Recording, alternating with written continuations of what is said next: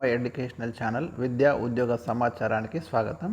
మీకు general knowledge వివిధ competitive ఎగ్జామ్స్లో అడుగుతున్నటువంటి జనరల్ అవేర్నెస్, జనరల్ నాలెడ్జ్పై ఇంపార్టెంట్ క్వశ్చన్స్ ఇవ్వడం జరుగుతుంది. ఆల్రెడీ ఇంతకుముందు చాలా వీడియోస్ ఇవ్వడం జరిగింది. ఆ సిరీస్లో భాగంగా ఈరోజు మరి ఒక 10 క్వశ్చన్స్ మీతో డిస్కస్ చేస్తాను. Very important questions, very useful questions. మరి ఛానల్ని సబ్స్క్రైబ్ చేసుకోండి. ఈరోజు మనకి ఫస్ట్ క్వశ్చన్ చూడండి. ఇక్కడ 2028లో వేసవి ఒలింపిక్స్ ఎక్కడ నిర్వహిస్తారు? మీ అందరికీ తెలుసు, ఇది యుఎస్ఏ లాస్ ఏంజల్స్లో మరి 2028లో ఒలింపిక్స్ జరగనున్నాయి.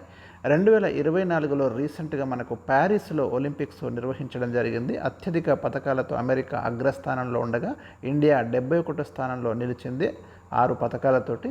సో 2028లో మనకు అమెరికాలోని లాస్ ఏంజల్స్లో ఒలింపిక్స్ జరగనున్నాయి.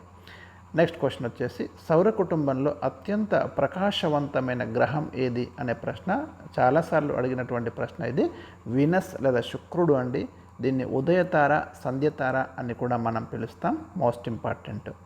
అండ్ నెక్స్ట్, యుఎన్ఓ సుస్థిరాభివృద్ధి లక్ష్యాలు ఎన్ని? ఇక్కడ యుఎన్ఓ మనకి 17 సుస్థిరాభివృద్ధి లక్ష్యాలను అయితే నిర్దేశించింది.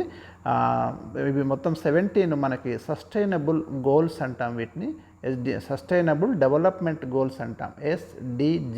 వెరీ వెరీ ఇంపార్టెంట్ అండి. ఈ లిస్ట్ మీకు నేను నెక్స్ట్ వీడియోస్లో తప్పకుండా ఇస్తాను. ఎందుకంటే ఈ SDG నుండి కంటిన్యూస్ క్వశ్చన్స్ వస్తున్నాయి.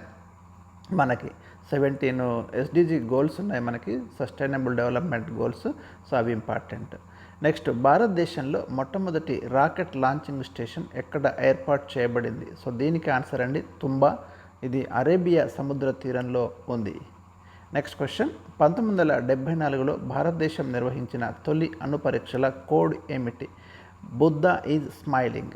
Most important question. 1974 మే 18న భారతదేశం తన మొదటి అణు పరీక్షలను విజయవంతంగా నిర్వహించింది రాజస్థాన్లోని పొక్రాన్లో. మరి తర్వాత 1998 మే 11, మే 13 తేదీలలో తిరిగి భారతదేశము అణు పరీక్షలు నిర్వహించడం అనేది జరిగింది. నెక్స్ట్ క్వశ్చన్, 2023-24 సంవత్సరంలో ఆమోదించిన PM ప్రణామ్ పథకం దేనికి చెందింది అని అడగడం జరిగింది. Reducing the use of chemical fertilisers in agriculture. వ్యవసాయంలో రసాయనిక ఎరువుల వాడకాన్ని తగ్గించడం కోసం ఉద్దేశించిన పథకం ఇది.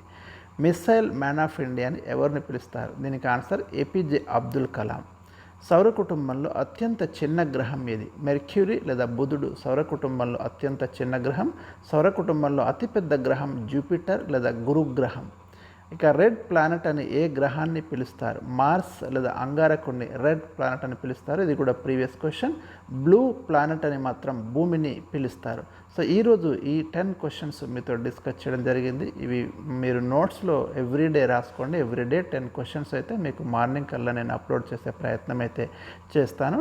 నిన్నటి వీడియో లింక్ కూడా దీంట్లో నేను ఇస్తున్నాను డిస్క్రిప్షన్లో. ఆ వీడియోని కూడా మీరు చూడండి.